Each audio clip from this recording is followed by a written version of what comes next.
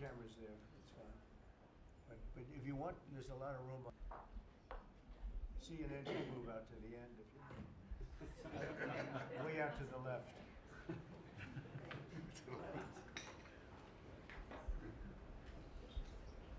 Room, are they in? Yes, sir, they're in. Are you okay? Thank you very much. We've had a tremendous 6 months, and we've had a tremendous 2 weeks, which now is 3 weeks. And we have a tremendous group of people here that have done a great, unified, beautiful job. I want in particular, because of what she's gone through this last few days, done an incredible job. As you know, Christy, I'm going to ask you to say a few words about Texas. The first person there was first person I saw on television was you, actually. And you've worked great with the governor, who's terrific. And you might want to tell a little bit about the trials and tribulations, but we appreciate the job that you and everybody have done. You had people there as fast as anybody's ever seen, so really appreciate it. We all do, and maybe you could say a few words. Sure. Well, thank you, Mr. President. I want to thank you for your leadership. Texas is strong. And the people of Texas are incredibly strong. They've gone through something that is absolutely horrific. And it is heartbreaking to watch these families suffer the way that they are. As soon as this flash flooding event happened, you know, the governor has activated his emergency responders. Nim Kidd is his emergency management director, who is incredible, and has immediately worked with the local first responders to get help to individuals and get them evacuated. Put requests into me. We deployed, sir, right away, as you know, because you and I were talking a lot during this time, the Coast Guard. We also had some assets out of Customs and Border Protection. Our BORTAC teams went in and helped with rescues and clearing debris so that we could get roads open and people get the help that they need. I think when I got there the most, sir, that day, as soon as I arrived on site, was getting a briefing from all the emergency responders, was just how unified they were in focusing on the fact that we're there to save lives. They were there to rescue people, find people who were still alive, and to reunify them with their family members. We as a federal government don't manage these disasters. The state does. We come in and support them, and that's exactly what we did here in this situation. FEMA went to an enhanced level immediately, but as soon as you signed the major disaster declaration, we were able to get them resources and dollars right away, just like you envisioned, through state block grants to help them with cleanup. And we're still there in presence, and FEMA's been deployed, and we're cutting through the paperwork of the old FEMA, streamlining it much like your vision of how FEMA should operate, and it's been a much better response to help these families get through this terrible situation. We still are looking for people. We're still looking for a lot of little girls and other family members that were camping along that river, and they will continue until they find every single person, and we will continue to help them and assist in that. I was surprised when I got there at the camp that day, right after this happened, the parents that were there, the parents that were looking for their children and picking up their daughter's stuffed animals out of the mud and finding their daughter's shoe that might be laying in the cabin, and just hugging and comforting people matters a lot. I'm extremely grateful for God's hand in that whole situation, because hundreds and hundreds and hundreds of people were saved. And this is a time for all of us in this country to remember that we were created to serve each other. God created us to take care of each other. And that when we do that, we are happier, we are more fulfilled, and we can walk alongside people on their worst day and help them get through it and come out the other side, knowing that we can continue to live a life that God has purposed for us. So they're grateful for you. Several times the day after the flooding, you and Melania were on the phone with me, and I want to thank you for that. That meant the world. I was able to tell many of those folks that I had been visiting with you, and that you had said, whatever they need, Christy, let's deploy it and get it down there and be helpful. And on Sunday, when the families were waiting at a church to identify their children's bodies, Franklin Graham and I called in and prayed with the families and read some scripture with them, and he was incredible in making himself available to that as well. We'll be back down there in a couple of days and continue to do all we can, but this is an unprecedented event. It really is. There's been tragedies like this around the country, but everyone is unique in different situations, and you know, the response the federal government had supporting the state through this, I'm proud of the people that stepped up and immediately came. The Coast Guard, when they came in, they had a difficult time even getting the aircraft in and landed. They had to try several times in the weather to get it in and deploy, and I think we've heard about, you know, our one Coast Guard member that was responsible for saving over 165 people, but that entire crew did incredible work. And all the first responders there did incredible work. And I know people are getting tired now, but they're getting reinforcements and volunteers are showing up. And I just want to commend the governor and his team for being the leaders. And they're so thankful that you're letting them make the decisions and manage the response like it should be.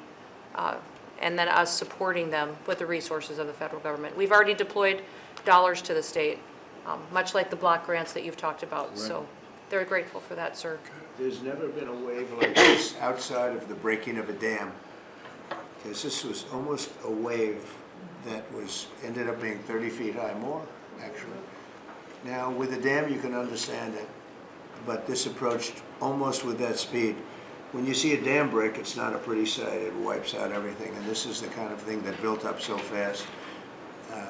And it's happened 2 or 3 times before over the years, but not to this extent. But tell them when you met, picking up the daughter's clothing. And I had walked through so the sad. cabin where all the little girls died, and I had kind of fallen apart in there, but I walked out of the cabin, and a gentleman was standing there, and he said, that man over there needs a hug. And so I walked over to him and I hugged him and I said, do you work here? And he said, no, my little girl was in that cabin. And he said, and I just found her best friend about an hour and a half ago. She had passed away. And he just fell apart. And so then we just hugged and talked for probably an hour about that. But then there was another, the grandpa was there looking for his granddaughter as well. There was a dad there of one of the counselors. The counselor was alive, but she was dealing with the fact that she had hung on to some of these girls and was trying to keep them out of the floodwaters, and had gotten hit by something and had lost 2 of the girls and wasn't able to hang on to them, and was going to live the rest of her life thinking about that moment when she wasn't able to hang on to these girls. But these parents were picking up their kids' belongings out of the mud and throughout the camp and putting them in bags, and then one of the dads said, I knew 50 of these girls here.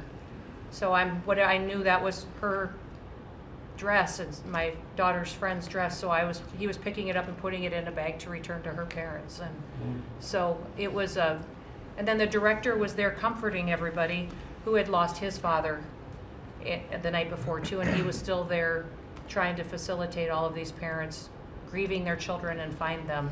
So the strength of people is incredible. One of the things that I asked there today, that day, was that they all have escorts or counselors when parents come in. So from that point, that when they came into the camp, that they have somebody with them when they're going and looking for their children's belongings or looking for their children.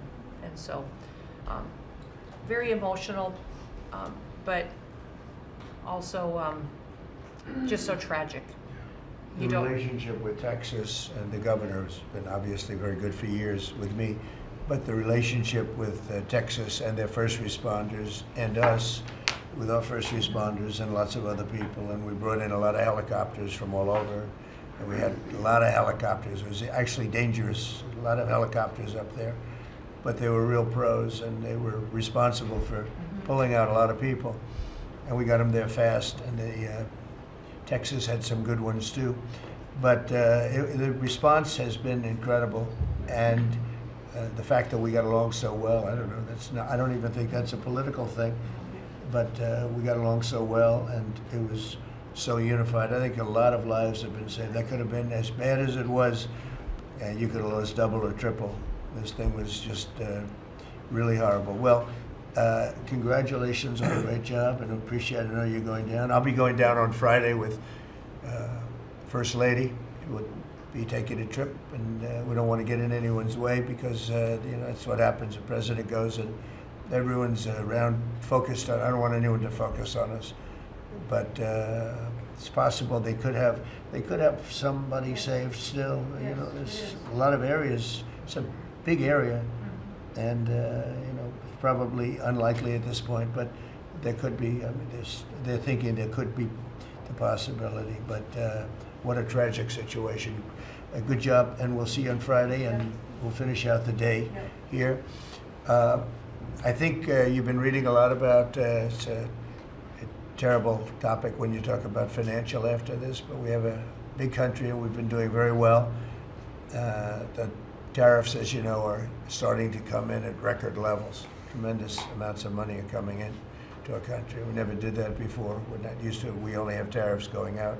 We only adhere to the rules of other nations who charge us tremendous tariffs because we were led by stupid people or people without any business sense. And I'd like to ask Scott, you could maybe talk a little bit about how well we're doing with regard to the money coming in. And the big money will start coming in on August 1st. I think it was made clear today by the letters that were sent out yesterday and today. Go ahead, Chris. Yes, sir. We will taken in about $100 billion in tariff income thus far this year, and that's with the tariffs, the major tariffs not having started till the second quarter. So we could expect that could be well over $300 billion by the end of the year. We don't agree with CBO scoring, but for those who do, the CBO scored tariff income over the next 10 years at $2.8 trillion, which we think is probably low. And sir, under your leadership, we're witnessing. And they gave us no credit during this last little, the great, big, beautiful bill. I always use the word great. I add that to it because it really is what it is. It's never been anything like it, actually.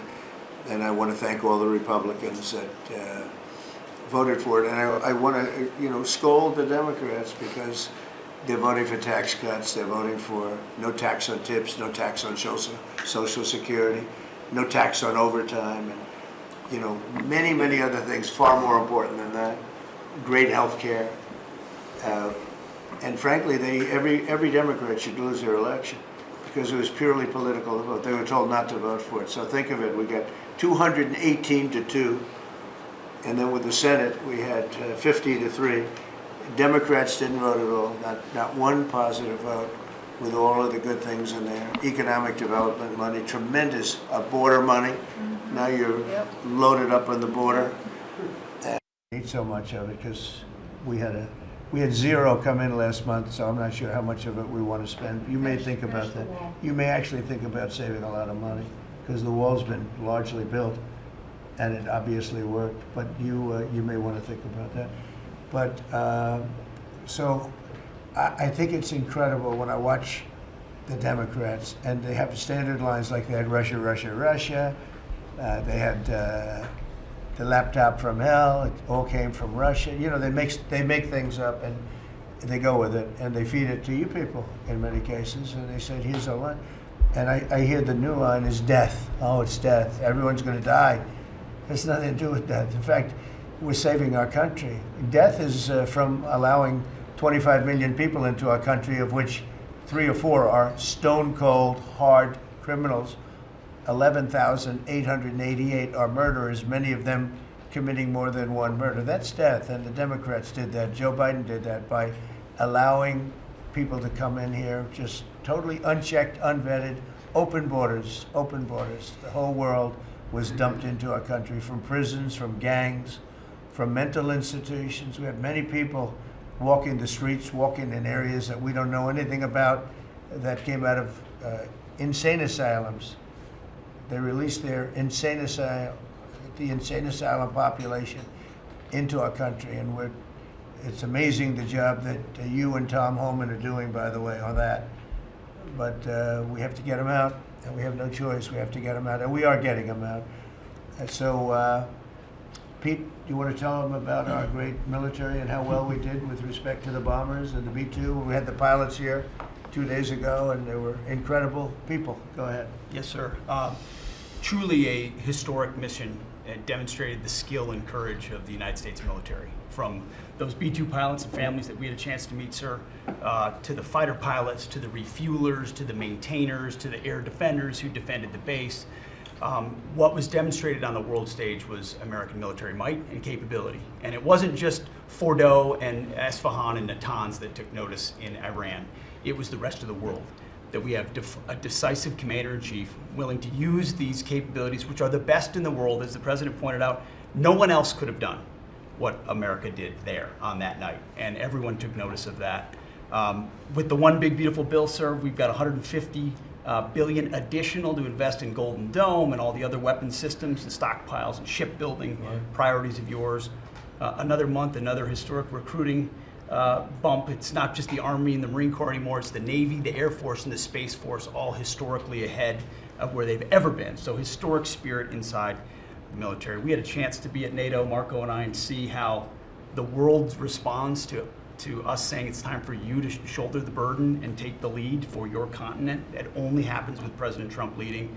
And we're proud to be a part of what's going on at the border, sir, with now a fourth national defense area where we're helping get to that number 0 and securing the border. But that mission, Operation Midnight Hammer, re-established deterrence. It reversed what happened in Afghanistan. You saw the debacle of what Biden allowed to happen in Afghanistan and what that did to our image. President Trump said, with Operation Midnight Hammer, we're reestablishing American leadership and deterrence, and we're proud to be a part of it, sir. And our so-called enemies were watching. They watched every minute of it. They watched. There was very few people that weren't watching, actually, but they watched every minute. It was a perfect military performance, the likes of which we haven't seen in a long time. I mean, if you compare that to the same country, the hostages from years ago, Jimmy Carter, it was unfortunate for Jimmy Carter. He was a nice man, but with the helicopters going down, the sandstorms, the prisoners, they got captured, then the election and the prisoners and Reagan and all the problems. It was nothing but problems. And that was a failure. And ours was not only the pilots. I mean, those machines flew for 37 straight hours. They didn't stop. They went skedaddle. You know the word skedaddle? It means skedaddle. They dropped the bombs and somebody said, skedaddle. Let's get the hell out of here. And every bomb hit its mark and hit it incredibly. And as you know, the Atomic Energy Commission said it's gone. That place is gone. We had a lot of fake reporting, mostly from CNN, where the scammer writer, a writer for CNN, who should be fired, by the way, she was involved with the 51 fake intelligence agents, if you remember that. She did that story, created a story out of it. She created a story out of the laptop from hell, saying it came from Russia, but it actually came from Hunter Biden's bedroom, or worse. Just a scammer, and she's still at CNN, which is pretty amazing. But we'll ask you a question about her. But they came up with this concept that maybe the attack wasn't that good. Maybe it, and I saw it happen right after the attack. I saw this person on CNN. I actually watch. I like to watch the enemy. You learn from the enemy. And I watch because you have to know where they're coming from. And I watched her say, Anderson, you know, I'm hearing stories that maybe they didn't hit their target. Maybe it wasn't that good a hit. And they were hearing stories. The next day it was a little more, and the next day a little more. After 3-4 days, she was saying, you know, I don't know. I don't think it was that, except by that time everybody knew it was hit perfectly. The evidence is in the planes. The evidence, well, the pilots are the best evidence. But they actually came out of their plane because they were here the other day, and they said, it was so sad.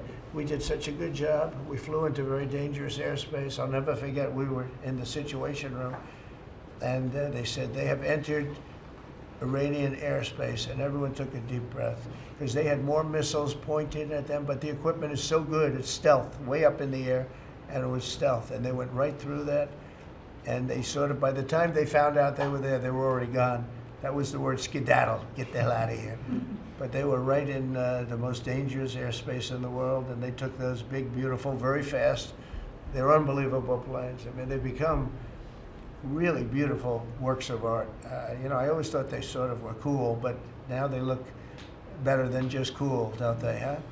But they dropped the loads, and literally they would hit, if you look at this table, from here to there, they had a half a refrigerator door is the way to best explain it. Take a refrigerator door, average size, cut it in half. That was their target. They hit every single one. Then we had 30 missiles, Tomahawk, shot from submarines 300 miles away. Every one of them hit their target. It was a perfect mission. Then they came back, almost 37 hours. Every plane worked perfectly. The mechanics were here too. I said, you got to get the mechanics here. We didn't have any problems. If you remember, they had a lot of problems with the helicopters, but they did fly through a dust storm, which they shouldn't have done. Sometimes you say, let's go back and try it on a nicer day. Dust and sand don't work well with helicopters if you know much about helicopters, but that was a horrible embarrassment to us. Then we had Afghanistan, which I think was the most embarrassing moment in the history of our country, and we would have gotten out. I was the one that got them down. I would have kept Bagram, the big air base, which right now is controlled by China, one among the most powerful runways in the world, thick with concrete and steel. Anything could land, and right now they were 1 hour away from where China makes its nuclear weapons. I was keeping it. Outside of that, we were leaving, and I would have been out faster than them, but we would have gotten out with strength and dignity. Instead, that was the most botched up mess I've ever seen. They left all that equipment behind, and every year they have a parade running down some third-rate street with the equipment. You know, it's supposed to be Fifth Avenue. It doesn't work. But with all that equipment that they left, they should have taken every ounce of it.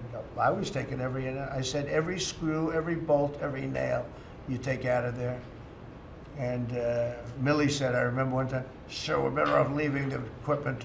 Why?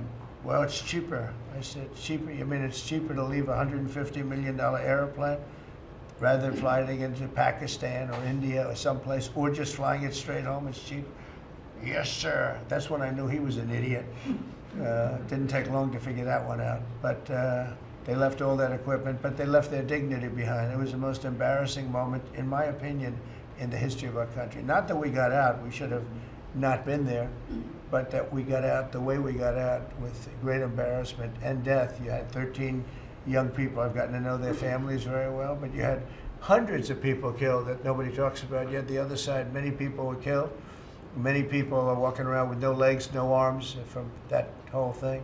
They left from the wrong airport. They should have left from Bagram, because Bagram was a big base with hundreds of miles of fencing and territory around it. Nobody would be able to get near it, and they left. So, we've done a great job, and I think people are really starting to see it. They're starting to appreciate it. Pete's done fantastically. That mission was a work of art. And I have spoken to some of our perceived, I don't know if they're enemies, but they're perceived as being potential enemies. And they essentially said the same thing, very impressive. There wasn't a thing that, we didn't lose an engine. We didn't lose, they landed and they were cheered. But the sad thing was they were cheered, and one of the pilots said, we were a little concerned because when we got out, we were told that on television they were reporting that we may have missed our targets. Sir, we hit every target. That's what I do for a living. We hit every target.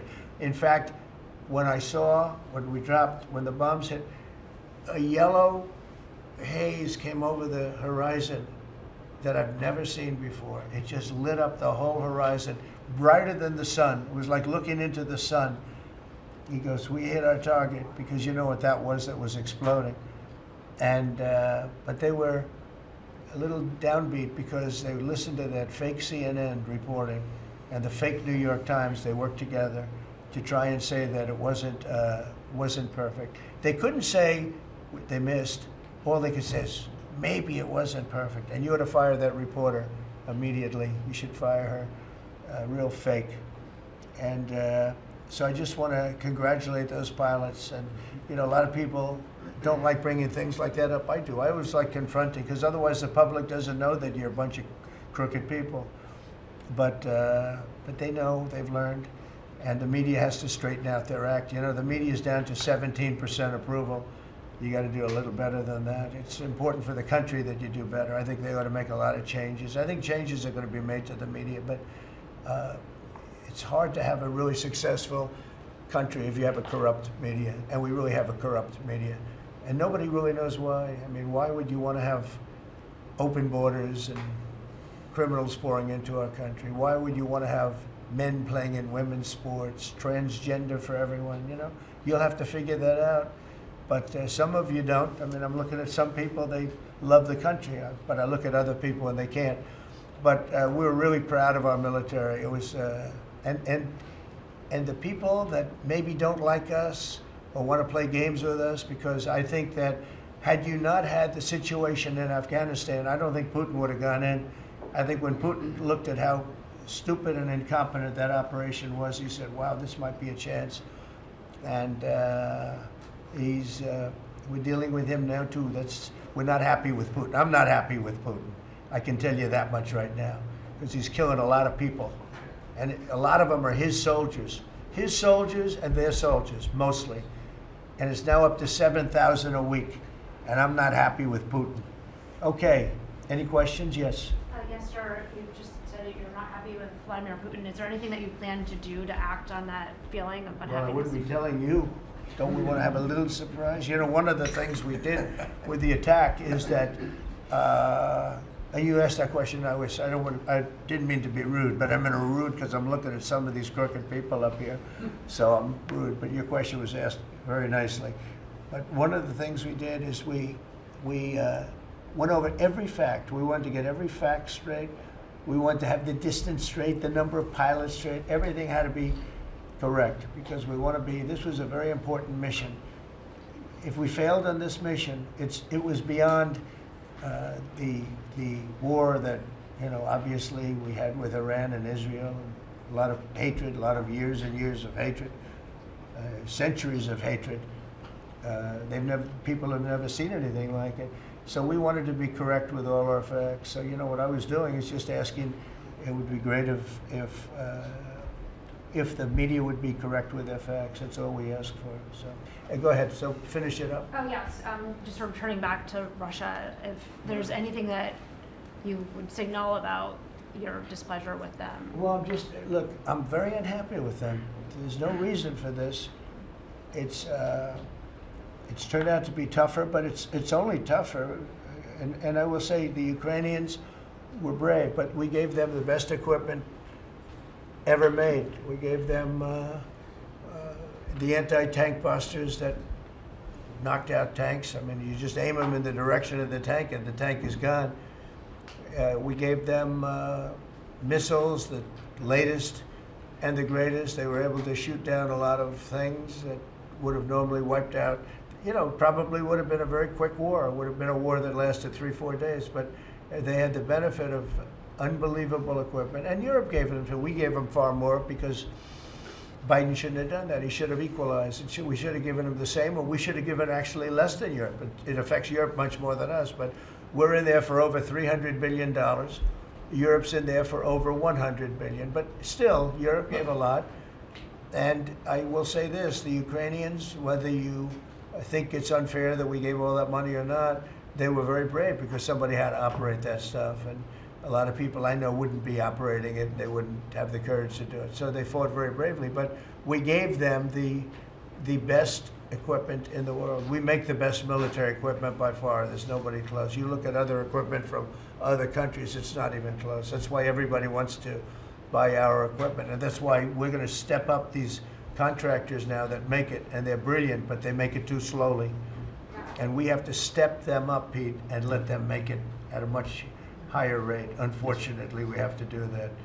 But if you look at our Patriots, if you look at our Tomahawks, if you look at our, well, what we do with tanks is, you wouldn't want to be driving a tank. You would feel nice and secure, but they are javelins, they're called.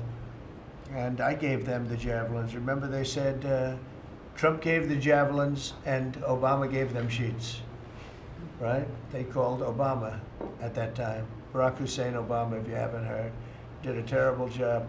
But that was a war that that was a war that should have never happened, and a lot of people are dying, and it should end. And I don't know, we get a lot of bullshit thrown at us by Putin for you want to know the truth.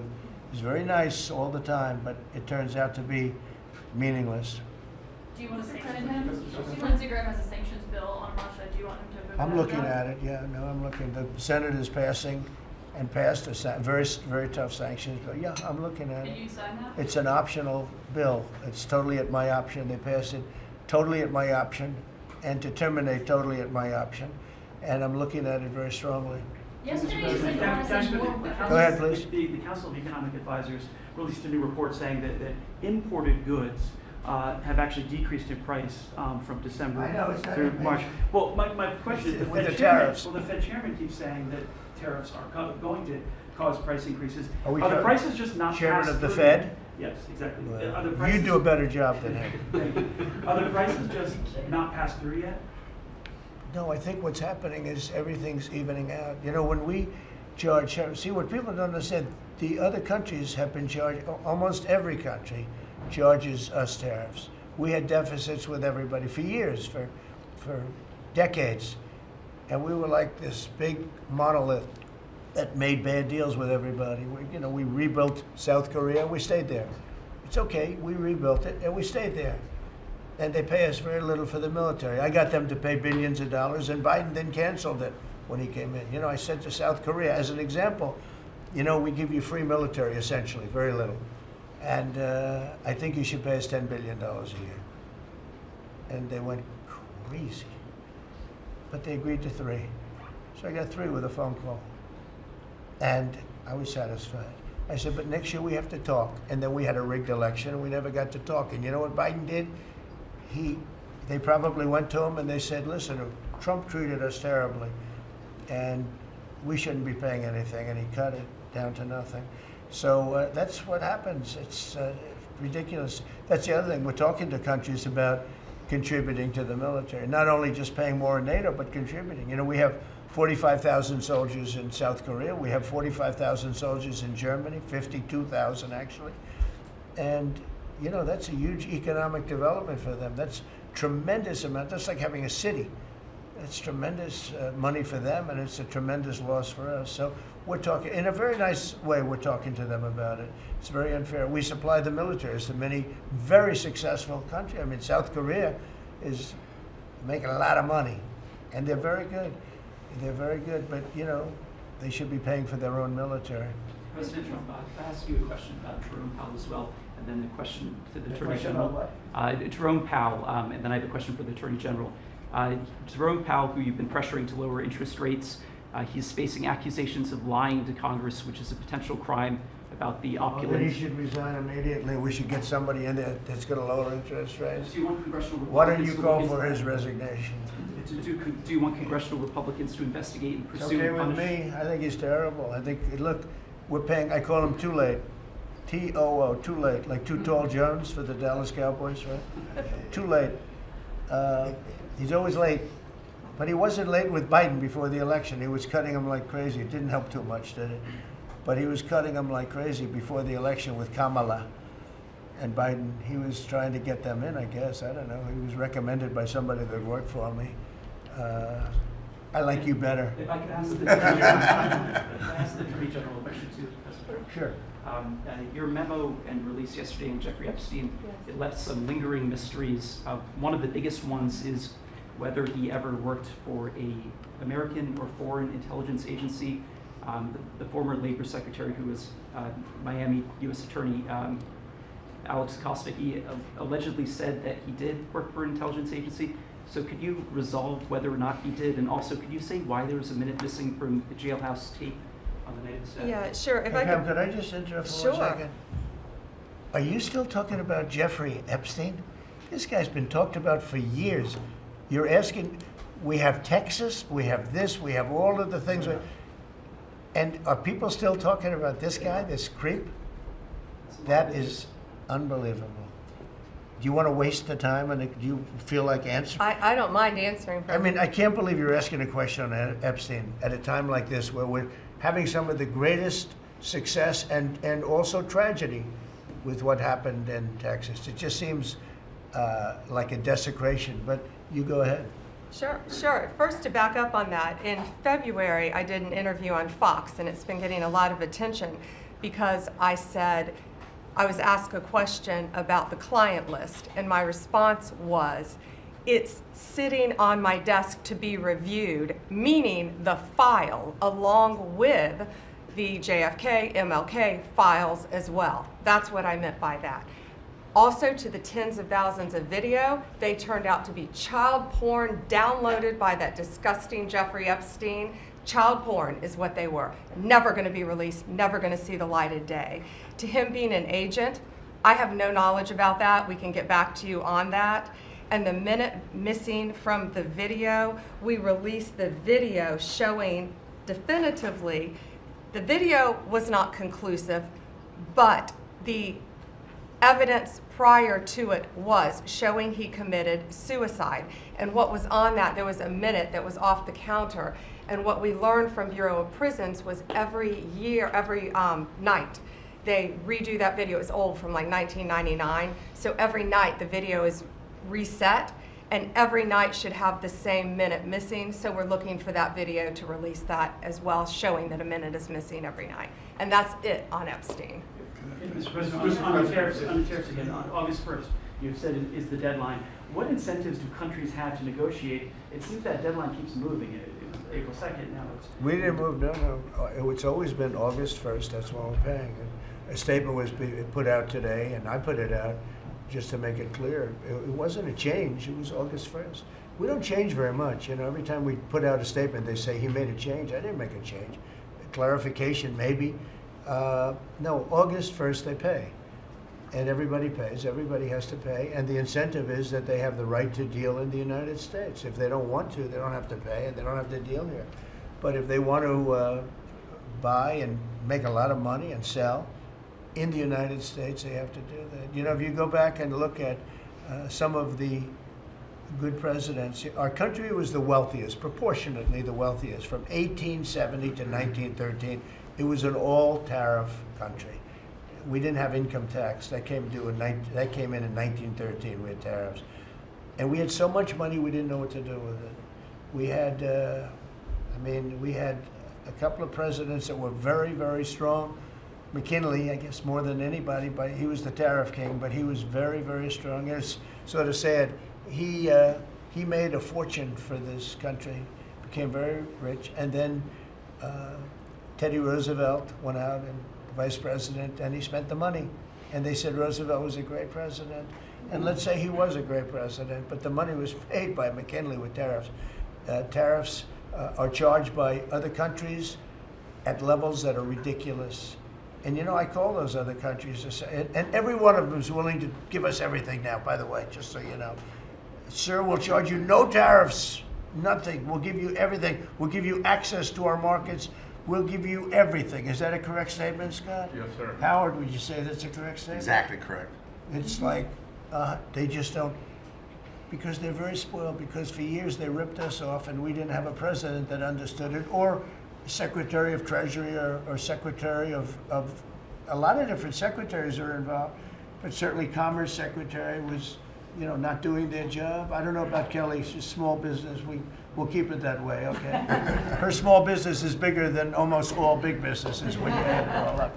But no, they are very respectful of our country, but the incentive is that they have the right to do business with us. Without that, they don't have the right to do business, and that would be okay too. And will there be a flurry of deals? Will we hear, in the next 24 hours, will we hear a flurry of deals?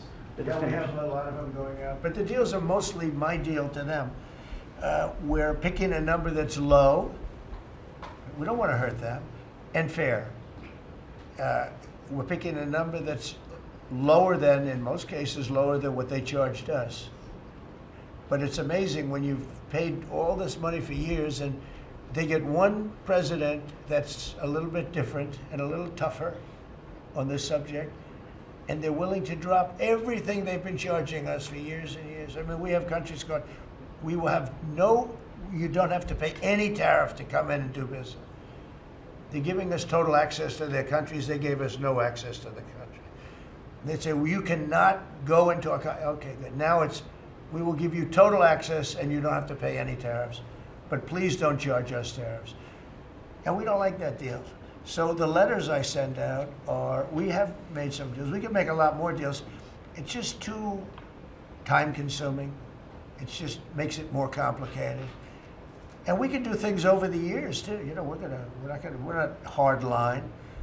But it's about time the United States of America started collecting money from countries that were ripping us off and laughing behind our back at how stupid we were. Okay? Thank you. Mr. President, on the tariff issue, so you've talked about India coming, but then a couple days ago you issued a new tariff threat to members of the BRICS countries for if they aligned with anti-American policies. 10% charge. That would be India, Brazil, Russia, That's right. They have to South pay Africa. 10% if they're in BRICS. Because Right. BRICS was set up to hurt us. BRICS was set up to degenerate our dollar and take our dollar as the standard, take it off as the standard. And that's okay if they want to play that game, but I can play that game too. So anybody that's in BRICS is getting a 10% charge. Is that immediate, sir, or is Yeah, that pretty soon. if they engage in some behavior? Well, if they're a member of BRICS, they're going to have to pay 10% tariff, just for that one thing, and they won't be a member long. I thought BRICS was, you know, I said this about a year ago, and it largely broke up. But, you know, there are a couple that hang around, but I thought it largely broke up. BRICS is not, in my opinion, not a serious threat. But what they're trying to do is destroy the dollar so that another country can take over and be the standard. And we're not going to lose the standard at any time. If you have a smart president, you will never lose the standard. If you have a stupid president like the last one, you would lose the standard. You wouldn't have the dollar as you. And if we lost the world standard dollar, that would be like losing a war, a major world war. We would not be the same country any longer. We're not going to let that happen. The dollar, you ever hear the expression, dollar is king?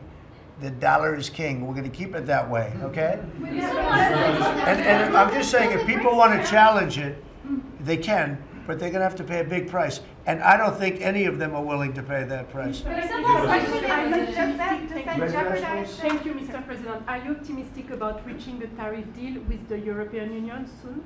Well, the European Union has been speaking to us, Ursula and the whole group, and they've been very nice. They treated us very badly until recently. Now they're treating us very nicely. It's like a different world, actually. They've treated us very badly. They were among the toughest to deal with. Actually, in many respects, they were much worse than China. Look at what they do to our companies. They sue Apple, they sue Google. 17 billion they got from Apple on a lawsuit that they didn't have a case. They have, you know, judges that are European Union judges, and they ruled. They take so much money away from our country in terms of that, in terms of other things that they do. They're very tough, but now they're being very nice to us, and we'll see what happens. We're probably 2 days off from sending them a letter. We are talking to them. I just want you to know, a letter means a deal. You know, a lot of people say, we got 200 countries. We can't meet with 200 countries. We have a few trusted people that know what they're doing, that are doing a good job, but you can't do it. You have to do it in a more general way, but it's a very good way. It's a better way. It's a more powerful way. And we sent them a letter. You read the letter. I think it was well crafted. And mostly it's just a little number in there. You'll pay 25%, 35%. We have some at 60, 70. Those are ones with massive, you know, where we have massive trade deficits because they've treated us very badly. But I would say in every case, I'm treating them better than they treated us over the years. Don't you agree with that? I do. I could have done much. I could have been much harsher. I don't want to do that. We want to have relationships, but in every case, they treated us far worse than I'm treating them. I'm treating them very good. I could go higher with the tariffs, but I don't want to hurt them. That's why when you just read it, you come up with the number. It's so incredible that prices are actually going down. Just so you know, when I got in, everyone said, oh, eggs are going through the roof. That was I was in for about 4 days, and they started screaming at me about eggs. They said, that's Biden's problem. I didn't know about eggs. But eggs went up about 5 times. You did a fantastic job. And we ended up shortly getting, in fact, for Easter, they said, go out and buy plastic eggs. You can't use real eggs. Well, we bought 200,000 eggs for the White House for the Easter egg hunt that we have at the White House, and there were eggs. We had the price down, and now the price is lower than it was before. We did a good job with eggs, but we did a good job with groceries. Our prices are down in this country. A big part of it's oil. The oil, you had a couple of places last week, you had $1.99 for oil, for gasoline. Nobody thought they'd see that. I want to get it lower if I can, but we've done a good job. You've done a very good job. Do you want to say a couple of words about that, you and Chris, about what's happening with energy? Well, absolutely, but I would say on the pricing side, President Trump, the fact that you've endorsed and supported a policy of energy dominance, that sends a signal to the market that we're going to have more supply. You talked during the campaign about inflation being a country buster. You've broken in the back of inflation. In 6 months, among all the other things you've accomplished. We have no inflation.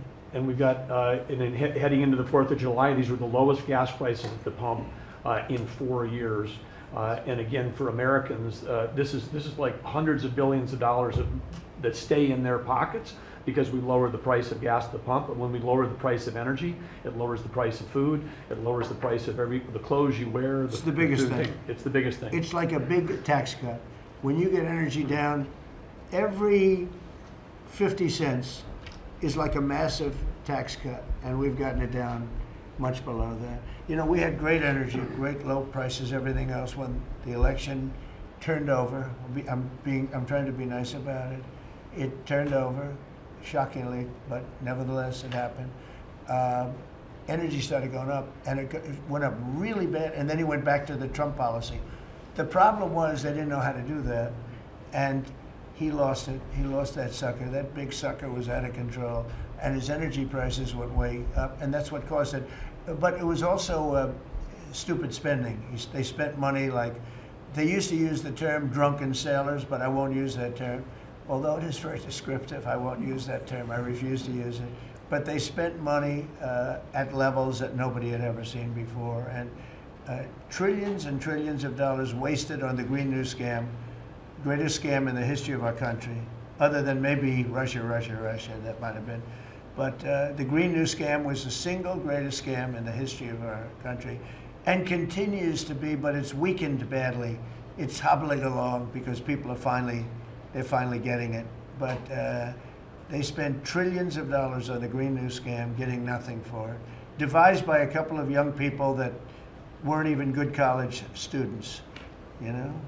Not even good students. Check out their marks. Yeah? Can you ask you about the latest jobs report? No, not for CNN. Not for CNN. Go ahead. The last jobs report, in the last jobs report, Mr. President, in the last jobs report, the manufacturing jobs actually lost 7,000 jobs. When will the investments that you've been talking about have an effect Well, on they're manufacturing? building the plants now. About 7 have started. We're going to have hundreds started within a short period of time. Lee Zeldin, who may be the most important man in this room, I'm sorry, but he's the one that gets the permits. Where is Lee? He's the one that has to get the permits for the plants and the factories, and permits that used to take 5 years, he's getting in record-setting times. AI, we're leading China a lot in AI, and if we go with this, you know, I'm allowing the plants to build their own electric. I'm allowing them to become an electric utility, so they can produce their own electricity, because we need double to be successful with AI, which is the biggest thing now. We need double the electricity that we have, which is hard to believe. We need even more than that. And they're building plants with their own electricity substations. They don't have to use the grid. And anything they build extra, they're putting into the grid. So we're supplying the grid with brand new electric sources. And you know, it's funny, when they came to see me, they never even asked for that. I told them about it. The reason they didn't, they thought that was an impossibility. You're not allowed to build your own electric. These are massive investments that are being made in building electricity for their plants. And they're going to have, I think, Doug, a lot of electricity left over. And that electricity is going to be passed into the grid and give us no more, you know, like you look at California. They have blackouts and brownouts every week. They're totally out of control. They have a really incompetent governor. Where's Chris? Is he here? Do you want to speak to the subject? Yeah, I think a huge thing in the One Big Beautiful Bill, Mr. President, because of your leadership, is the ending of these subsidies, as you call them, the Green New Scam. That saves our country $500 billion over the next 10 years. But American taxpayers were paying twice. They were paying that money, $500 billion in the subsidies, and they were paying more expensive electricity price. If you subsidize something, you should at least lower the cost of it. But in this case, we were subsidizing something and paying more for it.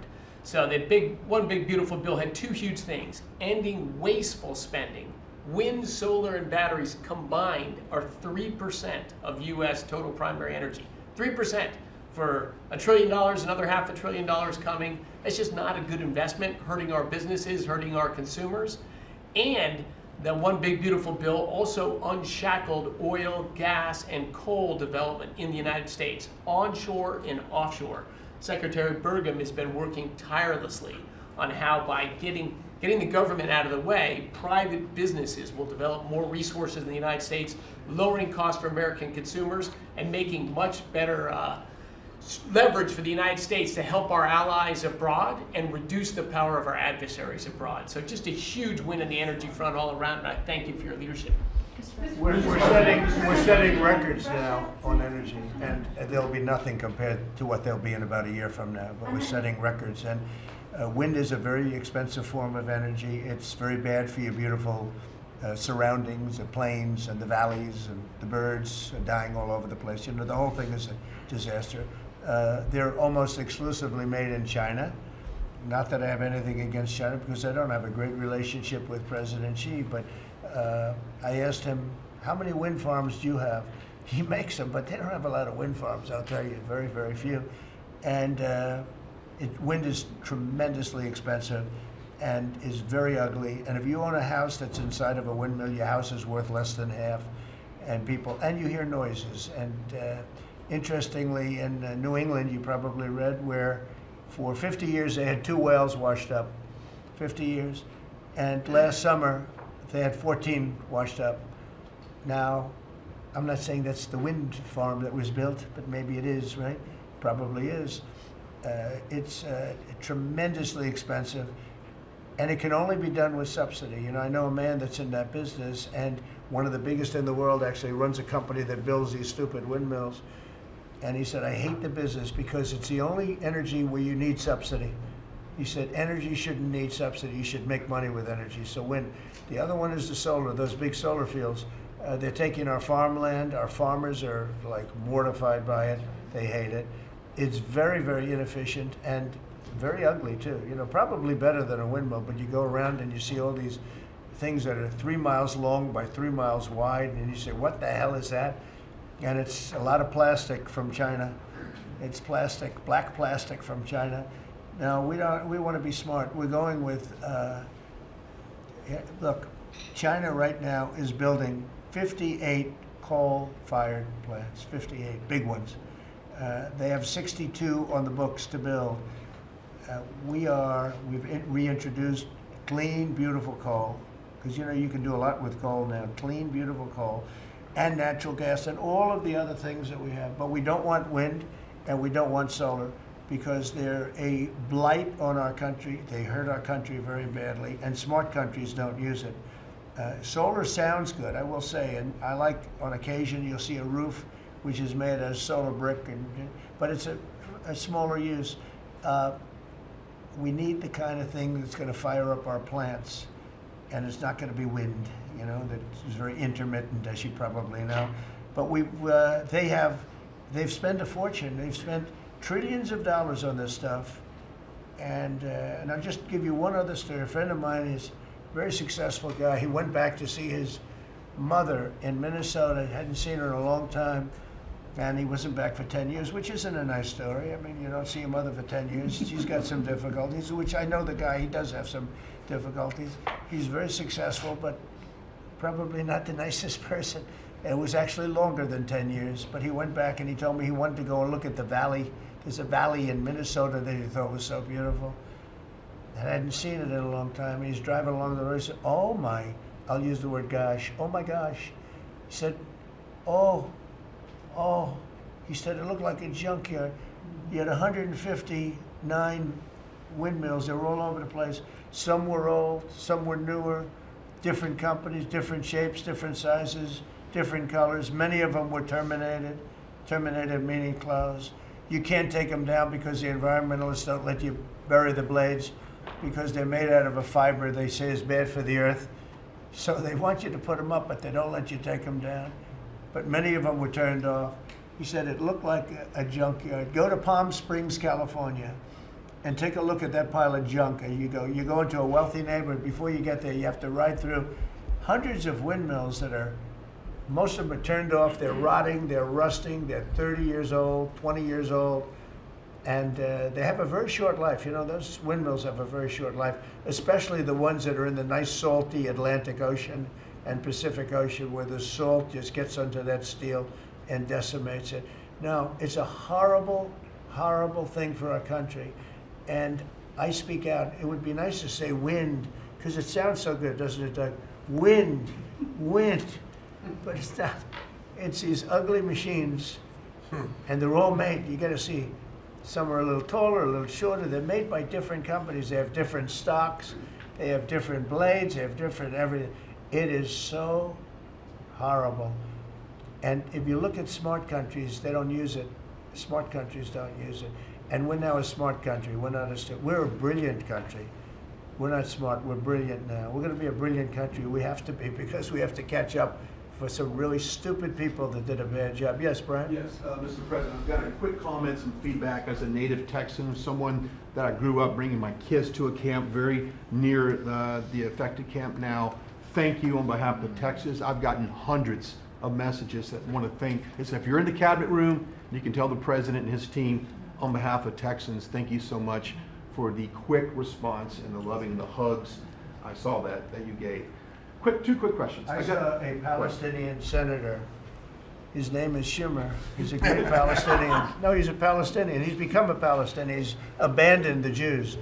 But I saw him say, it's Trump's fault. Yeah, that's right. It's Trump's fault. He was actually, do you ever see John Lovett's The Liar? Where he goes, yeah, I went to Harvard. That's right. This was Schumer. He goes, yeah, it's Trump's fault. That's right, it's Trump. I actually saw that stupid guy try and blame it on me, and I said, man, that's a tough one to take. But his career is limited because I hear AOC is going to beat him, and she's no bargain either, by the way. Go ahead. Well, I'm just saying that's an example of an America First team effort to get this country back. So that's what America First looks like for the viewers watching us at home. My two questions. Looks like we have a rogue judge, an Obama-backed rogue judge that is attempting to block the funding to Planned Parenthood, which the big, beautiful bill cuts off the funding to Planned Parenthood. Any plans to challenge that? Okay. Absolutely. Yes, we're on it. We're on it. And I texted, I believe, I talked to yesterday Secretary Lutnick and Secretary Besson. I reached out to you to let you know that we were on it in the big, beautiful bill. Wonderful. And then my I let her handle that question. You notice? I said, go ahead, handle that question. I'll toss it to her. Then my second question was Secretary Rollins. You did an amazing press conference today in front of the Department of Agriculture. You talked about the Farm Act and the need to get China out of our country, owning farmland. For the viewers at home that might have missed that, can you recap what that means to national security to make sure we can grow our own food? Well, thank you, Brian, sir, if you don't mind. Yes, this morning Secretary Hegseth, Secretary Nome, and Attorney General Bondi and I had a press conference at the USDA. I just happened to have a chart in case it came up, but obviously the Chinese owning of farmland in our country is a massive national security issue. And for the media, you can see the yellow is where all of the farms have been purchased over the last number of years, and the red is around all of the military bases where that farmland has been purchased. So this is a massive national security issue. The press conference this morning included 3 of our greatest governors as well, Sarah Sanders from Arkansas, Jim Pillen from Nebraska, and Bill Lee from Tennessee. The states have begun taking a leadership role to ban the purchasing of China farmland. Obviously, Congress needs to step up and catch up, and we're going to be working alongside of them as well. We had some of our members, great members of Congress there, but it is time, and I think that this morning was symbolic of many things. The first of this administration working every day to effectuate President Trump's leadership and unequivocal support of America First. But second, just how close we are as a cabinet. I don't know in any other administration that you'd have 4 cabinet members at the USDA on a Tuesday morning when it's about 110 degrees outside with the sun beating down on us talking about, sir, your vision. So I think it was a great day. It was just the start. There's an executive order coming and some other things coming behind that. But protecting America's farms isn't just about protecting our farmers. It's also about national security. So that's what we discussed this morning. I do want to say that I think we have had a really good relationship with China lately, and we're getting along with them very well. They've been very fair on our trade deal, honestly, and I hope we're going to have a great relationship. It's a big, strong, powerful country. We're more powerful than they are. We have much better military equipment than they do, but we are getting along with them very well. I'm getting along with President Xi very well. We speak often. And with all of that being said, and I understand what you're saying, but I think we're getting along with China very well. Mr. President, you have sent more weapons to Ukraine, as you said last night. Last week, the Pentagon paused some shipments of weapons to Ukraine. Did you approve of that pause? We wanted to put defensive weapons because Putin is not, he's not treating human beings right. He's killing too many people. So we're sending some defensive weapons to Ukraine, and I've approved that. So who ordered the pause last week? I don't know. Why don't you tell me? I think that's a question for the Pentagon. Go ahead. Mr. Yeah. President, on immigration, the Secretary of the Agriculture did say this morning that undocumented workers would not be covered by any amnesty of who are working on farms. You had said maybe that the ISA folks won't go after those folks on farms. So which is it? There's no amnesty. What we're doing is we're getting rid of criminals, but we are doing a work program. Do you want to explain that, please? Yeah, this morning we talked about, of course this was a top of mind question, this morning we talked about protecting the farmers and the farmland, but obviously this president's vision of no amnesty, mass deportation continues, but in a strategic way, and then ensuring that our farmers have the labor that they need. Secretary Chavez-DeRimmer has been a leader on this. Obviously this comes out of the Labor Department, but moving toward automation, ensuring that our farmers have that workforce, and moving toward an American workforce. So all of the above. We've got to give the farmers the people they need, but we're not talking amnesty. Lori, do you want to say something about that? Thank you, Mr. President. On this, thank you, Secretary Rollins, how important this is never to displace the American worker. What the Department of Labor is doing is focusing on what the law entails now, being more modernized, more streamlining, to work through the H programs. We're going to have a concierge approach to that, where we have developed a new office to answer the need of our farmers and ranchers and producers, and not to displace the American worker, and follow within the law now, and that does not include an amnesty program at all. And we've seen that working, and we'll continue to have that roll out. On the other topics that we've somewhat talked about, the jobs numbers, Mr. President, 4 months in a row we've seen those jobs numbers increase. That's an exciting time for our manufacturers. That was asked earlier. We know it's going to take some time, but through that deregulation process that Lee and I are working on as well, the Department of Labor has rolled out 63 new deregulations that we're going to be moving through. In the first Trump administration, it was successful with over 30. We've just rolled out 63 new ones in order to double down on those manufacturing companies, to let them know that we have signaled through this process that we will assist them in getting the workforce that they need. It's an exciting time. That one big beautiful bill, that was the signal to my former colleagues in Congress to get this done. It's been an important time. I spent time on the ground visiting 7 states in 9 days prior to that bill being passed, because it was the most pro-worker piece of legislation that we will ever see really in this country right now. No tax on tips, no tax on overtime, no tax on Social Security. That matters to the American worker, because we don't want to take their money and give it back. We want them to keep more of their hard-earned dollars in their pockets currently, and that's what they're excited about. And as I move forward with these tariff talks, I heard a company, orthopedic company in Indiana, say to me, for the first time since you have taken office, Mr. President, their increase in their bottom line by 8% since these tariff talks have happened. Not one company has said the president is not doing a good job. These tariff talks are working. They're feeling it on the ground. The media has told a false story, because what's happening on the ground is positive, and that's what we're seeing in these jobs numbers. So I really, through the Department of Labor, to come in behind all the secretaries and build this workforce is going to be key to the American worker. So thank you for what everybody did this last week. The One Big Beautiful Bill is a doubling down of this, and we're going to see these workers start to grow. And that apprenticeship program is going to be working. That's we'll right. have that It's gonna 1 million be great. apprentices across the country. We, you know, as you know, we're building plants all over the country now, which you weren't building any plants 4 years ago. You weren't building anything. But those plants, when they open up, it's going to be, you'll see numbers like you haven't seen ever. I don't think in history you'll never see numbers like what we're going to see in the very near future. Many of them are building the plants. Some are just starting right now. You know, it's a brand new administration. But, and they wouldn't be here except for two things. November 5th, the election, and the tariffs. And frankly, I guess the election was more important because of the tariffs. I mean, another person wouldn't have done this. But they're coming in because of the tariffs. They have to, they're not going to pay 25, 30, 40, 50%, 70, and 100%. And we'll be announcing something very soon on pharmaceuticals. We're going to give people about a year and a half to come in, and after that they're going to be tariffed if they have to bring the pharmaceuticals into the country, the drugs and other things into the country. They're going to be tariffed at a very, very high rate, like 200%. We'll give them a certain period of time to get their act together. But they were all here, now they all left. They went to other places because we allowed, people that sat in this room allowed it to happen. And I don't allow it to happen. The people in this room don't allow it to happen. So we're going to be announcing pharmaceuticals, chips, and various couple of other things, you know, big ones. We did steel, as you know, they're 50%. We did aluminum, 50%. Lumber just came out. Why don't you announce copper? And we did cars. And now, today we're doing copper. Copper and lumber. What would that tariff be on? The section tariff? I believe the tariff on copper, we're going to make it 50%. 50%. Any breakthroughs in See, I'm glad he Gaza? didn't question it. Just, Any I breakthroughs? sort of said, I sort of thought, what would that be? It was a quick one.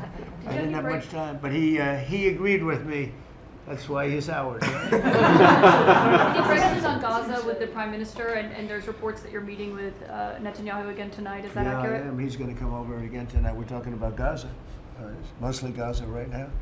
It's he's been very unfairly treated. I think what they've done to him in Israel is very unfair, having to do with this trial. I think, you know, he's a wartime prime minister, had an unbelievable outcome, and I think he's been treated very unfairly. But he's coming over later. We're going to be talking about, I would say, almost exclusively Gaza. We got to get that solved. Gaza is a tragic. It's a tragedy. It's a tragedy. And he wants to get it solved, and I want to get it solved, and I think the other side wants to get it solved. Steve, could you talk on that, please? We're in proximity talks now, and we had 4 issues, and now we're down to 1 after 2 days of proximity talks. So we are hopeful that by the end of this week, we will have an agreement that will bring us into a 60-day ceasefire. 10 live hostages will be released. 9 deceased will be released. We're meeting at the President's direction with all the hostage families to let them know. And we think that this will lead to a lasting peace in Gaza. And you're doing a good job. It's a tough one. It's a tough one. A lot of hate, you know. It's called long-term hate. But we think we're going to have it solved pretty soon, hopefully with a real solution, a solution that's going to be holding up. And can I follow up? This is, I think, the first cabinet meeting since Elon Musk has not been a special government employee, not here anymore. He's now saying he's going to create a third political party. Are you worried about the impact that that could have? No, I think it'll help us. It'll probably help. Third parties have always been good for me. I don't know about Republicans, but for me. Are you second guessing any of the cuts that Doge made since you No, described him as no. off the rails? Look, we cut hundreds of billions of dollars with Doge. We could have done it differently. I would have done it differently a little bit, maybe, but it was something that we saved a lot of money. You can always second guess. I guess some of the people in this room maybe would have done it slightly differently, and some would have done it exactly the way it was done. But it was dramatic, and it was important, and we found a lot of things like billions of dollars given to people for environmental protection, where they had $100 in the account, like in Atlanta, Stacy. And then you had another one with 20 billion here, and 20 billion here, and 2 billion here, and 15 billion, and Lee, you might want to mention just a couple of those things that we really got because of Doge. At the Trump EPA, the One Big Beautiful Bill was filled with many big beautiful wins for the taxpayer. It delivered a sledgehammer to the Green New scam. Billions of dollars rescinded. It's a big deal for the American taxpayer who sees money go through pass-throughs that are filled with self-dealing and conflicts of interest. They see unqualified recipients. They see reduced agency oversight, and they want accountability with their tax dollars, and they got it. In the example of the Stacey Abrams connected NGO, they received $100 in 2023. They got $2 billion in 2024. They had to complete training on how to develop a budget that was put into their grant agreement. They, out of nowhere, started paying a CEO $800,000, a COO $450,000, 22 people making over 150 grand. Out of nowhere, this is tax dollars. So money go through pass-throughs, through other pass-throughs, through other pass-throughs, and we lose oversight over it. And you see that it's going to former Biden officials, it's going to former Obama officials, it's going to Democratic donors. And we're not here saying we want to take money from a left-wing NGO and give it to a right-wing NGO. We want to give it back to the taxpayer. This is about us being good stewards of American tax dollars without any apology or regret. That's why President Trump was elected last November, because there were a whole lot of people who maybe they hadn't voted Republican in a long time. Maybe they didn't even vote for President Trump the first time around in 2016, but they're regretting that vote from 2016 and they were making it right in 2024. So the One Big Beautiful Bill gave us the tools to rescind billions of dollars more. We're seeing hundreds of thousands of dollars that'll get wasted per electric vehicle as an example of this money that was going through it. They gave $50 million to a group called Climate Justice Alliance. They say that climate justice runs through a free Palestine. The Biden EPA gave $50 million to a group that says the climate justice runs through a free Palestine. We say that if you're going to spend $1 in the name of remediating an environmental issue, then spend $1 on remediating an environmental issue. We say that we can protect the environment and grow the economy. We want to help grow more baseload power in this country. So why is it that it took this long for this team to get assembled, to be able to fix the mess that we inherited? But gosh, we love showing up at our jobs every single day, first thing in the morning, because all day long we get things done for the American taxpayer. And Congress did its part last week by passing the One Big Beautiful Bill to deliver this accountability and to cut off the Green New scam. So maybe it's a bad day for Stacey Abrams. Maybe it's a bad day for all those well-connected Democrats getting paid off. But you know what? God bless America. Because at the end of the day, President Trump is here, J.D. Vance is here, and the greatest cabinet ever assembled to deliver that much-needed and highly demanded accountability. That was a very good answer.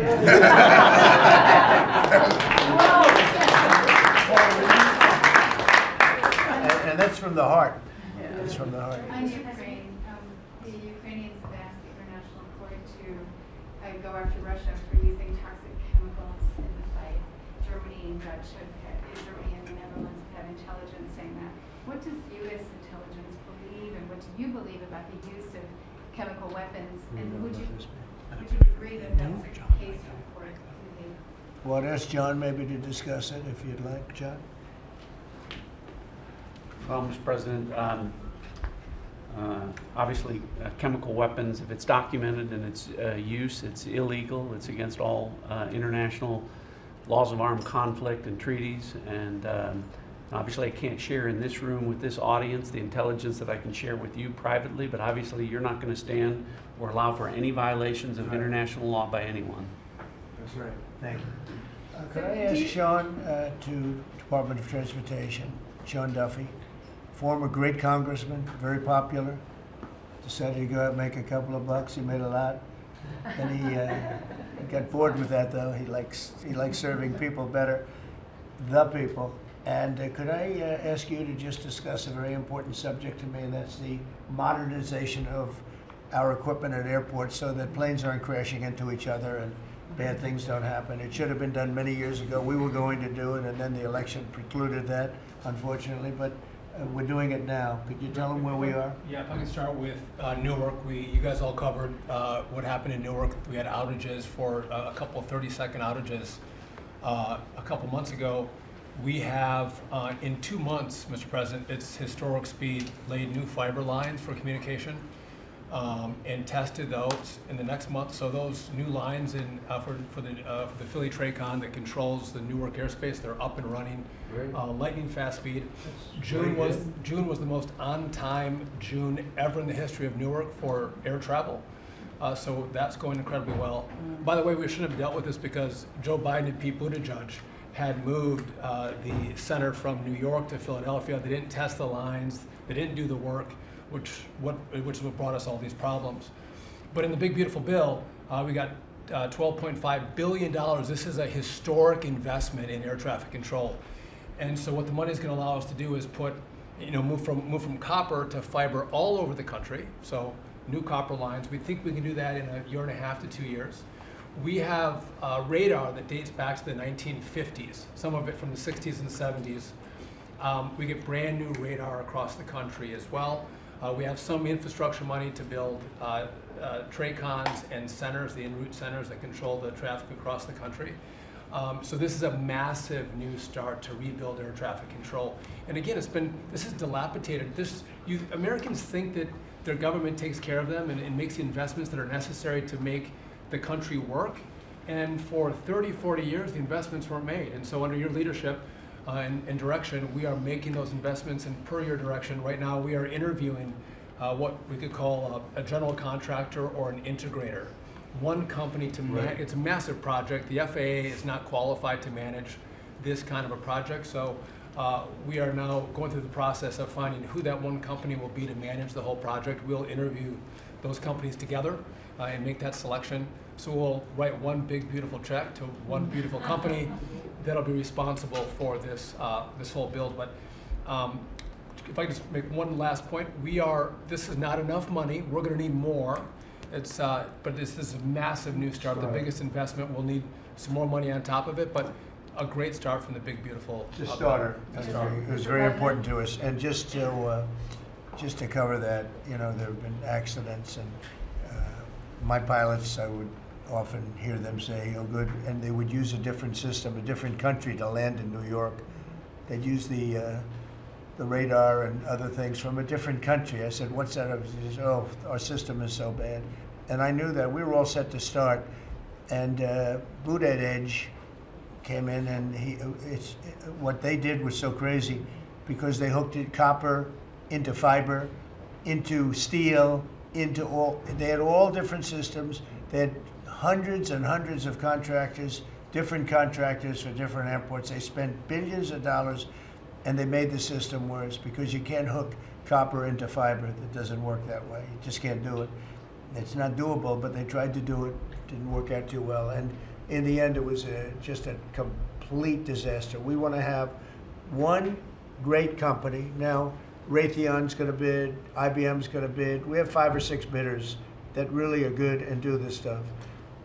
And we want one, because I know about overruns. I look at the railroad out in California, headed up by one of the worst governors in our country, who I used to get along with actually, but he's just, when you lose 25,000 houses and you would have had your cities burned down. If we didn't step in, Los Angeles would have been burned to the ground.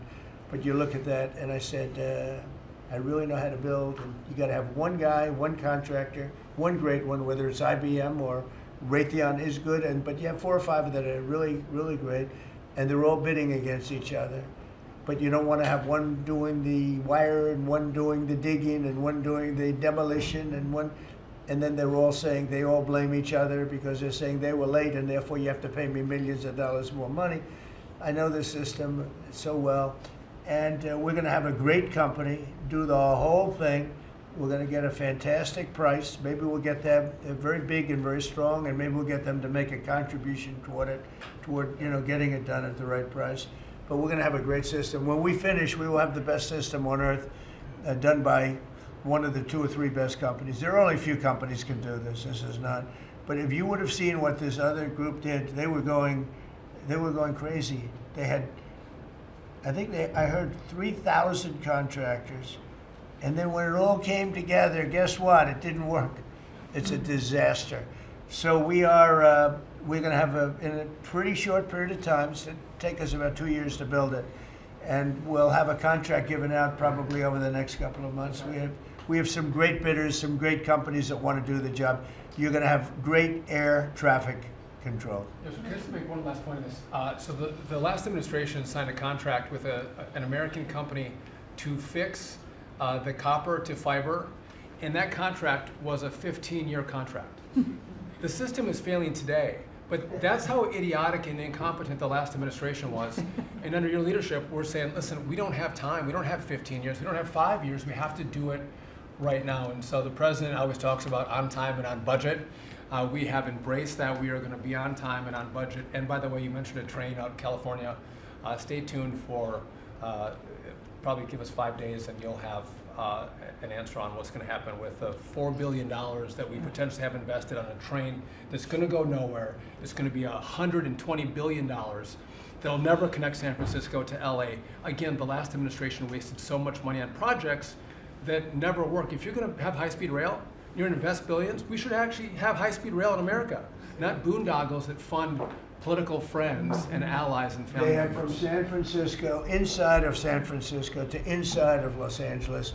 Should have never been built because airplanes do it better. And you could drive it. You could drive it. No problem with driving it. The roads aren't even crowded. So they were going to do this. Somebody's idea. Somebody got paid off a lot of money and they started it. It was going to cost a very small amount of money. And it ended up costing literally hundreds of times what the original. And now what they did is they said, well, going into the city is too big a deal. So we'll leave it 25 miles short of the city. So now they're leaving it. They're not going to finish it, really. It's not the same project. So now they're leaving it outside of San Francisco and outside, short of each. They just want to get it done, and I've never seen cost overruns. You know, if you have a cost overrun of 10%, you should be ashamed of yourself. 20%, you should not do any more jobs. This is a cost overrun of 2,000%, something like that. It's unlimited, and it's not finished. And maybe it will never get finished. And I told Sean, look at it from every standpoint, but we don't want to, you know, we have federal money going into that, and it's like throwing it out the window. So whatever you could do to stop it. $15 billion and not one track has been laid. $15 billion and we're 16 years into the project, not one track. Mr. President, on New York, you're the most prominent Republican in the country from the city. What do you want to... Anywhere else? Well, I don't want to be a wise guy. Perhaps I can. Maybe Marco. But how do you want Republican voters in the city to vote in the upcoming mayoral election? Should they vote for Eric Adams? Should they vote for Sliwa? Should they pick someone else? Look, number one, you have a communist running, and you shouldn't vote for him. He's a disaster. He's leading. He's got the Democrat nomination because that shows you where the Democrats have gone. He actually wants to take over the grocery stores of John Catsimatidis, who's a great guy, a rich guy, grocer, does a good job, wants to take over. He actually called me the other day. He's concerned his stores are going to be taken from him, and they won't be run like John runs them, believe me. He runs a good operation, but he actually said he wants to run his own grocery stores. No, this is a man who's not very capable, in my opinion, other than he's got a good line of bullshit, and he's convinced them to go with him. Now, as you know, Cuomo, who does have capability, is running, but he got knocked out, and now they're running as, you have Eric Adams, the current mayor, you have Cuomo, and you have Curtis Sliwa. And Curtis runs every 4 years. He seems to be a fixture on the running scale. But you know, it's I'm not getting involved. But I can tell you this: I used to say we will not ever be a socialist country, right? Well, I'll say it again: we're not going to have. If a communist gets elected to run New York, it can never be the same. But we have tremendous power at the White House to run places when we have to. We could run D.C. I mean, we're looking at DC. We don't want crime in DC. We want the city to run well. Susie Wiles is working very closely with the mayor, and they're doing all right. I mean, in the sense that we would run it so good, it would be run so proper, we'd get the best person to run it, the crime would be down to a minimal, would be much less. And, you know, we're thinking about doing it, to be honest with you. We want a capital that's run flawlessly, and it wouldn't be hard for us to do it. And we've had a good relationship with the mayor, and we're testing it to see if it works. But New York City will run properly. We're going to bring New York back. I love New York. You know, I loved New York for a long time. Then we had a bunch of crooked people in there. You have an attorney general who's a total stone cold crook, New York State, Letitia James, a total crook. All they do is want to go after political opponents. They do what's ever expeditious for them. She's the one that took out Cuomo because she wanted to run for governor, and then she ended up getting 1% of the vote. She polled at 1%. She dropped out, went back to attorney general. You have a lot of crooked things going on in New York. We're going to straighten out New York. Maybe we're going to have to straighten it out from Washington. But when I see a communist who has actually gotten a Democrat, pretty much gotten a Democrat nomination, they also went to that new form of voting, which is a beauty. You go in there in third place, you come out in first. That's that form of voting that they have gone to. You know what I'm talking about. It's not too good. We're going to do something for New York. I can't tell you what yet, but we're going to make New York great again also. We're going to make it great again with the country. What we've done in this country in the last 6 months, nobody has ever seen it. And I told the story, the King of Saudi Arabia, I was over there. They gave us $5.1 trillion between Saudi Arabia and UAE, Qatar. 3 stops, $5.1 trillion coming into our country as an investment, biggest investment ever made. And it's all going to good stuff. I mean, all real, big, good stuff. Energy projects, big, big things. But they all 3 told me essentially the same thing. We thought your country was dead, and now you've got the hottest country in the world. We're right now riding the hottest country. We all, and you can all be proud of it. We're in the hottest country. This is the hottest country in the world. There's nobody close. Made hotter by some great pilots and great machines that nobody else has. Those great, big, beautiful machines, they rode those machines right into the toughest territory, and nobody knew what the hell happened. And then they hit their targets perfectly, and it was complete and total obliteration. And that's why that war ended, Steve. They told me that's why the war ended. The war ended when they saw that, it was over. And we're very proud of it. But we have the hottest country in the world right now, from a country that was close to dead. And if I didn't win, if you would have had the other person win, we all know who she is.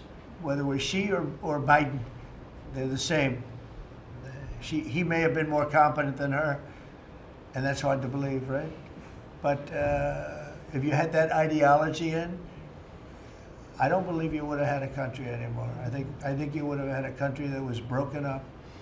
But we had a dead country. Now we have the hottest country in the world, and everybody knows it, and everybody said it. Mr. Vice President, do you have anything to say? Well, thank you, Mr. President. I just want to say that I'm very proud of the whole team. I think everybody has worked together. You see Pete and Marco and Steve working on some of the diplomacy, Christy and Pam working on the border. We just have a really, really solid team, and we've done a lot of good work. And in particular, I want to congratulate the White House staff led by the President on getting the One Big Beautiful Bill passed. Yeah. I was personally skeptical, sir. I never told you this, but I was skeptical we'd be able to get that thing done by July 4th. We did it because we worked together and we worked very well. So it's an honor to be a part of it, but I'm really proud of you guys for doing a great job. The beautiful thing about it, it had something for everyone. That's right. Most people said it had to be broken into 7 bills. It's so big. The problem was that some of those 7 have nothing for anyone, but they had to be done for the country. You know, sometimes you have to do things for the country that aren't necessarily popular. We had a couple of them, and that wouldn't have worked. So the One Big Beautiful Bill, many people said it could never be approved. Too big, too everything. Is too much. But it had something very big and very important for everyone, and it's great for the country. And remember, the Democrats have come up with a false narrative, you know, just whatever. It's just a line that they send to everybody and that they print. I think in the case of this, it's death, death. Everyone's going to die. I heard that. Everyone's going to do just the opposite. Everyone's going to live. What we're doing is saving our country and making it much bigger, better, and stronger than it ever was. I'd like to ask, Marco's been doing such a great job. Do you have anything to say? Well, it's just going through a list here, Mr. President, and I think the Vice President's pointed out to the great team you have, and all these achievements that have happened domestically. But you think about it, under your leadership, we prevented and ended a war between India and Pakistan. NATO's now at 5% for the first time ever, the highest numbers ever. A peace deal between the Democratic Republic of Congo and Rwanda. A 12-day war that ended with an American operation that we're the only country in the world that could have done. Hopefully, pretty soon, a peace deal between Azerbaijan and Armenia. The entire Middle East and the infrastructure of it has the potential now to change because of Syria and Lebanon, and it hasn't even been 6 months. Sure. It hasn't even been 6 months, so it's a great testament to your leadership in this team. Well, thank you very much, and you've done a fantastic job. Could I just ask Linda, she's involved in so much, she's so talented and so good, and she's working on a couple of little things like Harvard, who was given $5.5 billion over a short period of time. We caught him on that one, it's crazy, but you're working on so much, you want to bring education back to the States. How are you doing? Well, absolutely, and thank you for the opportunity. I think on the big, beautiful bill, what we saw, was school choice, that's finally on a national basis at the state level, but there are opportunities now for scholarships, more and more of them for kids who are in failing schools. It's going to be a big turnaround. I think one of the biggest accomplishments we had over the past week was the University of Pennsylvania with the Title IX ruling that Leah Thomas was stripped of her title, Riley Gaines and Paula Scanlon and other women who have stood, so strong against men and women's sports. And when you put out the executive order, I mean, that just solidified it and gave them the opportunity. So those are a couple of really, really big wins, and thank you for that opportunity. And how are you doing with Columbia and Harvard? We're negotiating hard. I think we're getting close to having that happen. It's not wrapped up as fast as I wanted to, but we're getting there. Okay, good. And you've done a fantastic job. Thank you very much. It's been a good team. Yep. You have a great team. Around this table, a lot of people have helped with that. That's right. Thank you very much. Maybe just in closing, we spent a lot of time, effort, very little money on this room. This is called the Cabinet Room. It's been here for a long time, and it had some pictures that were not many of them and not very good ones. And I actually spent time in the vaults. The vaults are where we have a lot of great pictures and artwork. And I picked it all myself. I'm very proud of it. That's Andrew Jackson, great Andrew Jackson. That's a gentleman named, and we call him President Polk. He was sort of a real estate guy. He was, people don't realize he was he was a one-termer, but he was a very good president. But, and I'm not sure I should be doing this, he actually gave us the state of California. He was the one, he was the one that opened up. So I'm not sure, maybe he won't be there for long. But if you notice, the frame is the exact same size almost as the other one is Andrew Jackson. So that was a part of the reason too, I have to be honest. But Polk was actually a very good president who's got the same frame that I needed, okay? And up here you have the original George Washington right behind the light. And then you have Dwight Eisenhower, who was a very underrated president. He built the interstate system, and he was the toughest president, I guess, until we came along. But I don't mind giving up that crown, because I don't want to be too tough on it, but we want to be humane. But he was the toughest president on immigration. He was very strong at the borders, very, very strong. And he was strong at the borders, and during a certain period of time, they were so strong that almost every farmer in California went bankrupt. And we have to remember that. We have to work together, and we have to remember that. But he was a very good president, and a very good general, and a very good president, and I thought he deserved a position somewhere on this floor. And then you have, this is very exciting to me, he was not a Republican, to put it mildly, but he was, he was a four-termer. He was Franklin Delano Roosevelt. And if you notice, there were a lot of ramps outside. We have ramp, people say it's an unusual place for a ramp. It was because of him. He was wheelchair bound, but he was an amazing man. It's an amazing portrait, and we used to have him in the room, a different portrait, and it was a terrible portrait. It was almost like it was done by a child. And I used to say, you know, I can't believe that he would have approved of that portrait of himself. And I was in the vaults and looking at things. I said, what's that? And we have some great curators here. We have 6 curators at the White House. They have 2 for paintings, they have them for furniture, they have them for different things. I guess cost is no object. Okay, cost is, maybe I'd have 1, but that's all right. But we have 6, and they're very talented, though. And he said, that's a picture of FDR. I said, really? Let me see it. They took off the wrappings, very well preserved. And I said, that's the picture they've been looking for years. That was the picture of Franklin Delano Roosevelt. And I said, oh, wow. And likewise, that fit, see frame-wise, it just doesn't work. It doesn't work if you have, I want to be nice, but it doesn't work if you have a big frame, a little frame, and but it's like perfection. I'm a perfectionist. The mirror was down in the vaults also. I said, where is this from? And it's a very old, very storied mirror, beautiful. We put that up. And then over there is Honest Abe Lincoln. And that picture was in his bedroom.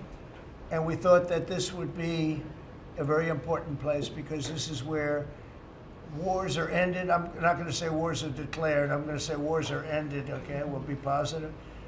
And that's the picture of Abe Lincoln from his bedroom, sat in the bedroom for many, many years. That was his favorite picture of himself.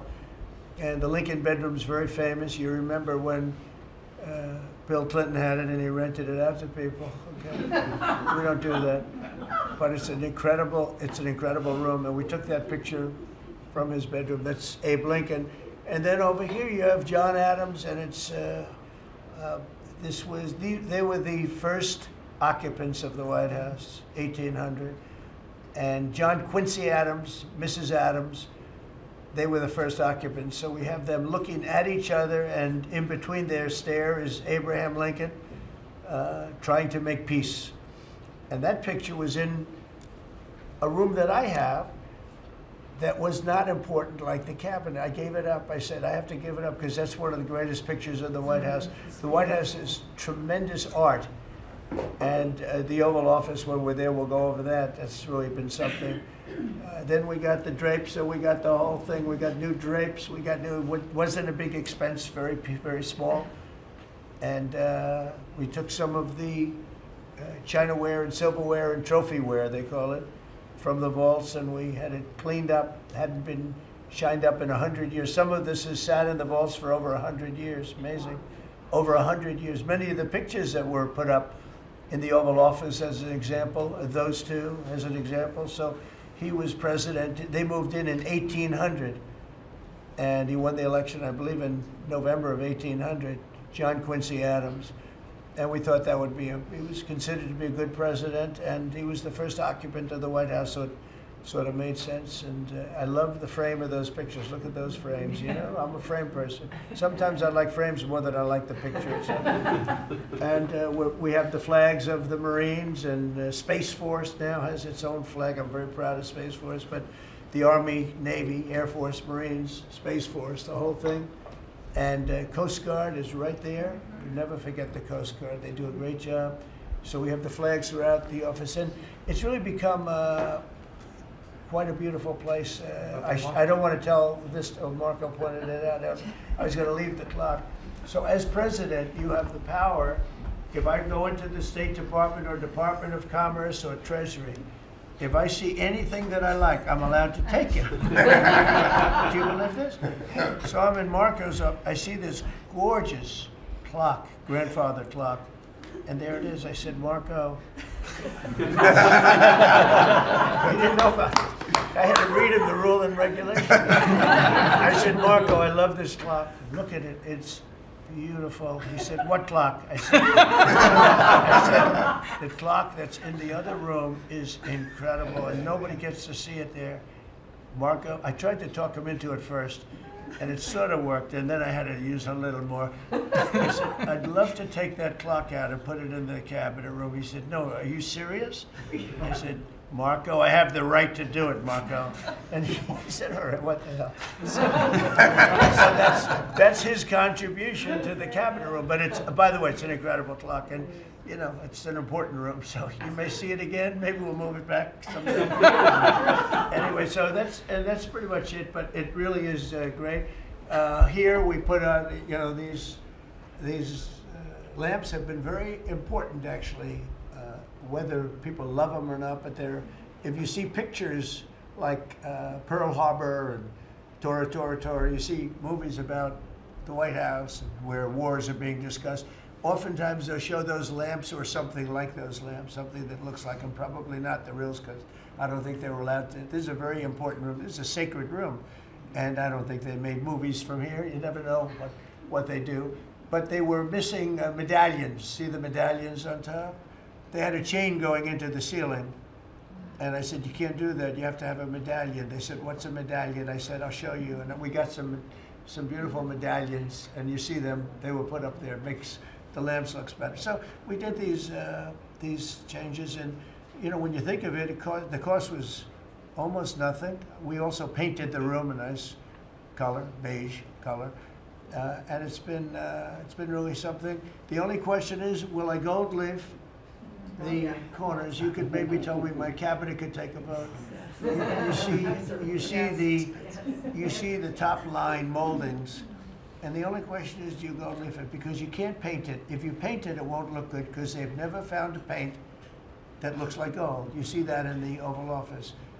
They've tried for years and years. Somebody could become very wealthy, but they've never found a paint that looks like gold. So painting it is easy, but it won't look right.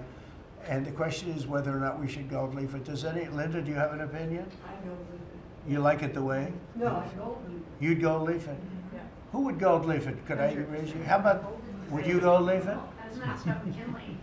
One of their favorite presidents. Well, McKinley was a great president who never got credit. In fact, they changed the name of Mount McKinley, and I changed it back because he should have been, the people of Ohio he was the governor of Ohio. The people of Ohio were very happy when I did that, I heard. They were very insulted. They took the name of Mount McKinley off. That was done by Obama a little while ago, and I had to change it back. I changed it back. He actually was a great president. He was a president, he was the tariff, the most, I guess, since me. I think I'm going to outdo him, but he was a tariff president. He believed that other countries should pay for the privilege of coming into our country and taking our jobs and taking our treasure. That's the way he explained it. They took our jobs and they took our treasure, and for that they should pay. And he made them pay, and he built a tremendous fortune. In fact, in 1887, they had the Great Tariff Committee was set up in 1887 because our country had so much money, we didn't know what to do with it. And they set up a committee of, as they called them, elites, a term that we have to change because I think a lot of the people that are elites aren't elite. I think the people that aren't elite are elite, so we're going to have to maybe switch that around somehow. But they had a committee that was set up to spend the money because it was such a large amount of money at that time. It was nobody had seen anything like it, and it all came in from tariffs, and people didn't pay tax. There was no income tax system. I told you that came back in 1913. That came back and lived well for a while, and then you had the Great Depression, and then later they tried to bring back tariffs, but the whole thing was, you know, this was after the Depression. That was one of the great misconceptions, is people like to say, oh, but it was during the, but no, the country had a Great Depression, and then after the Depression, long after it started, they brought back tariffs to see if they could save it, but it took them really 25 years. When you say about 25 years to get out of the Great Depression, a lot of people don't understand that. But I thought it would be interesting for you to get a little view of this room. This is a very important room, very powerful room, great room. And we've done similar, but even beyond this, in the Oval Office. We brought back pictures of some of the great presidents. Many of them were in the vaults for over 100 years. Originals all, beautiful, beautiful things. And rather than sitting in a vault downstairs for 128 years, I thought we should display that, and we did that, I think, in a really good way. We've gotten very high marks. But it's interesting. People walk into that room and they look around the room. They don't even want to talk to me. They could look at it for hours. It's funny when people come into the Oval Office. It's such an incredible. It's a sacred place. When people come into the Oval from the biggest people in the world, presidents, prime ministers, kings, queens, one case at least, queens, and the biggest business people in the world, they walk into that office and they always say, there's no place like this in the whole world in terms of the power. I mean, it's beautiful and all, but there are other beautiful offices. You have businessmen that have offices that are, you know, full floors of office buildings, floor-to-ceiling glass, and they walk in there and they say, there's no place like this anywhere in the world. There's no place. And, you know, it's what it represents maybe more than the physicality of the room itself. So it's an honor to have you all, media. It's an honor to have you. I just want to say we have a fantastic cabinet. Every one of them is a star in my book. And if they're not, I'll let you know about it. I don't I'll throw them to the wolves. I'll throw them to the wolves in 2 seconds, because our country comes first, right? But I just want to thank you all for being here. It's been a lot of fun. Thank you very much, everybody. Thank you. Thank you, press, everybody. Thank you, press. Thank you, press. Thank you, press. Thank you, press. I'll tell you some other time. Thank you. Yeah, I will. Are we talking about next week or in a year? Sunday. I'm going to go. You're going to bring the trophy I'll be with going you? to the game. You're Yeah. delivering the trophy. I'm going to deliver it. They have it in my office. Yes, I know. You're right. You're giving it up? She's special. Oh, she's good.